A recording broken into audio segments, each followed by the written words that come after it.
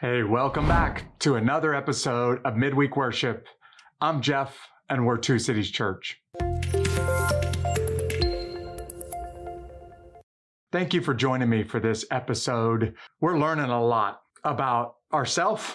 We're learning a lot about our God because we're learning a lot about angels. And today we'll continue the conversation forward. But before we do that, if you look below me in the notes, you're going to find out what exactly we're going to talk about today. But if you've just stumbled across this broadcast, maybe this is the first time that you found us online, you'll also see in the notes a YouTube video, just the link to that video. I realize you're watching this on YouTube right now, but maybe after this is over with, you'll click that link and it will tell you more about this broadcast. It will tell you more about where we're located. It'll tell you more about why we are trying to make disciples, both in our community and around the world, and why we're doing this digitally each week. So check this video out. It's only a few minutes long. We've been studying angels, and we're trying to look at angels from both perspectives. And here's what we've seen already. We've seen that angels are created beings, but they're not entirely, on the same level with God. In fact, right now, they may even feel a little bit above us, but one day angels will be subordinate even to us. We've seen that angels are spiritual beings, but they are also separate. We've seen that angels are eternal, but there was a moment in time where they were able to decide whether or not they wanted to be faithful to God. And we've seen last week how angels are powerful, but their power is not unlimited. They don't have absolute all power like our God does, but they do have a lot of power. And today it looks like we're in a little bit reverse order, but what I want you to see is that angels are holy. They're special, they're set apart, they are pure, at least the good elect angels are, but they're not, but there are some that are imperfect. What we've said over the year or over the last several weeks is there was a moment in history, none of us were around to see it. And then even if we were alive during that moment, we weren't there in heaven when this rebellion happened. And the greatest angel that God created, the angel Lucifer, was so impressed with himself that he decided, I'm just as good as God is. In fact, I'm better than God, and I'm going to take over God's throne. And Lucifer created a rebellion in heaven. And some of the angels, up to a third of the angels, rebelled with him and tried to overthrow God in heaven. Think about the insanity of trying to overthrow God. You are created by God, and he is the reason why you exist. And you decide that you're going to try to kick him off of his throne in his very presence. Well, God condemned those angels. And some of those angels remained faithful to him. And that's kind of what we're looking at today. And there's been all kinds of crazy ideas about this in media, in books, in movies.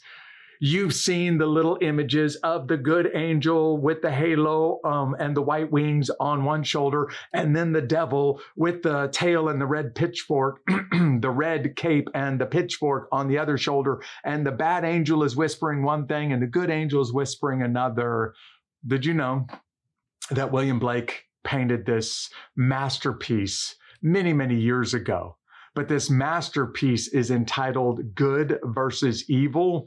And you can see here that he tried to describe it. Look on the screens. It's actually quite disturbing, the imagery that he uses. But you can see that he uses angels to depict good versus evil. He uses some really messed up angels. I don't know where William Blake gets the idea that this is what the angels look like. But what he's trying to show is that there's good and there's evil. There's good people whose hearts have been made new and pure and good and righteous by Jesus's blood. And then there's some people whose hearts have been captivated by Satan and still very much in sin and very much contaminated by evil. And what God commands is that all creatures, humans, everything that he's made on earth and all of the things that don't exist on earth, to include the angels, that we would all fall down and we would all worship him, and to remind us of our place in God's creation, to remind us who God is, who we are, and our role in worshiping him. I want to ask you to sing along with the song, We Bow Down. The words are going to be right there on the screen. Sing along, will you? We fall down, we lay our crowns at the feet of Jesus. The greatness of his mercy and love at the feet of Jesus. And all the voices and all the hearts join as we cry. And we cry, holy, holy, holy. And we cry, holy, holy, holy. And we cry, holy, holy, holy is the Lamb.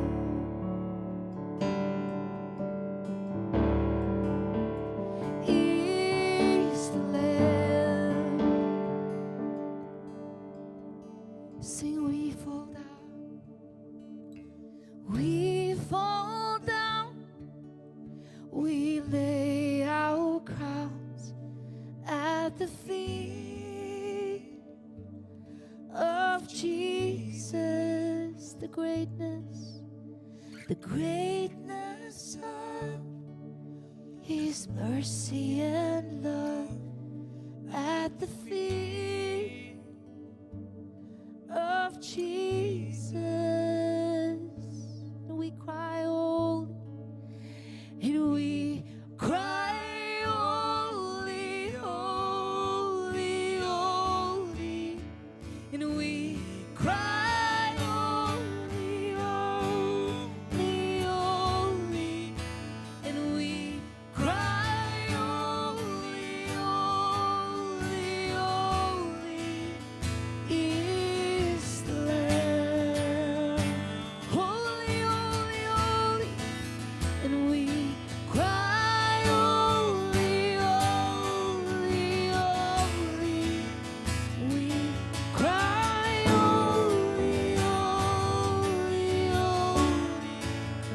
We cry, holy, holy, holy is the Lamb.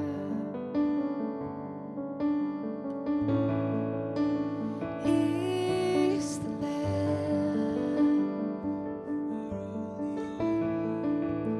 Is the Lamb. We sing, holy, holy, holy is the Lamb. If we're going to study angels, we need to be able to get an idea of what has happened to angels in the past. We've already looked at some scriptures about those ministering spirits that are around us in the present, but we also need to be able to understand a little bit about the future and what's waiting for those angels in the future.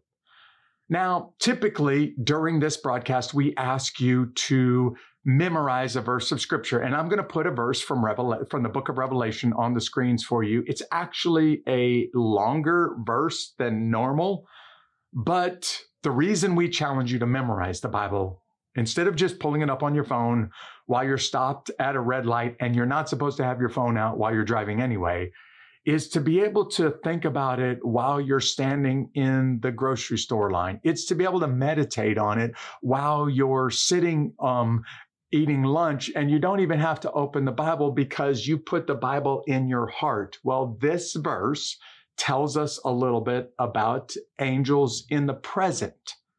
And I'm going to put it on the screens. Then I'm going to read it. I'm going to ask you to see it and to say it out loud, to say it with me as I read it out loud. And then I'm going to ask you to memorize it. So would you repeat after me from the book of Revelation, chapter 22? This is verses 8 and 9. Here we go. I, John, am the one who heard and saw these things. When I heard and saw them, I fell down to worship at the feet of the angel who had shown them to me. But he said to me, "Don't do that. I am a fellow servant with you." And then say out loud, this comes from Revelation chapter 22, verses 8 and 9. Now, the reason why I included both of these verses is because just the last part of that is from Revelation 22, verse 9. But you need to understand that John sees something spectacular, something that no human being has ever been given the kind of clarity to see like John has seen. Daniel's seen some pretty amazing things that are going to happen in the future like John, but John's been given some incredible privilege to be able to see the future and to write it down for us. The one who was showing John these things obviously must be incredible, must be awesome, must be pretty amazing. And that's why John just sees this angel. He's so overwhelmed by what this angel has showed him that John falls down in front of this angel. And the angel's response is really the reason why I selected these verses. The angel's response reminds John who he is, reminds John who the angel is, and I think should remind you who you are in God's sight. Of course, the angel's response right there in those verses is, "Don't worship me. I am a fellow servant with you." Do you see where that puts you in God's sight? Do you see how God views you? When John is so blown away by how magnificent this angel is, how powerful this angel is, how awesome this angel is, that even John, the guy who literally followed Jesus around and got a chance to touch him and see him with his own eyes while he was on earth, even John the apostle is blown away by this angel. And the angel's reminding John, look, I'm just a created being like you. I am not the one worthy of worship. Only Jesus is the one worthy of worship. But this tells us a lot about who you are, who I am, as much as who John is and this angel is. And it also tells us about how awesome our God is. So I want to wrap this conversation up tonight with a question. And the reason why we end with the question is so that you can grab a small group and talk about it after we end this broadcast. If you're watching with your family, parents, you can disciple your children by just having an honest conversation, which means you talk about it and allow them to talk about it. I'm going to put the question on the screen, and then I want you to think about it, and I want you to talk about it when we wrap this broadcast up. Here's the question. Would you want to see an angel in their own form if you could? The Bible often tells us that angels take on human form when they see us. The Bible really doesn't give us a whole lot of description, except for these strange creatures in heaven called the seraphim, or in the book of Ezekiel. We don't have a lot of idea of what angels look like when they're not taking on our form. So let's just imagine that you could see these highly unusual creatures. Would you want to see them when they look like you and I? Or would you want to see them in their own form? Think about it. Talk about it. And I'll see you back here next week when we start an entirely new theological topic. I hope you have a great week.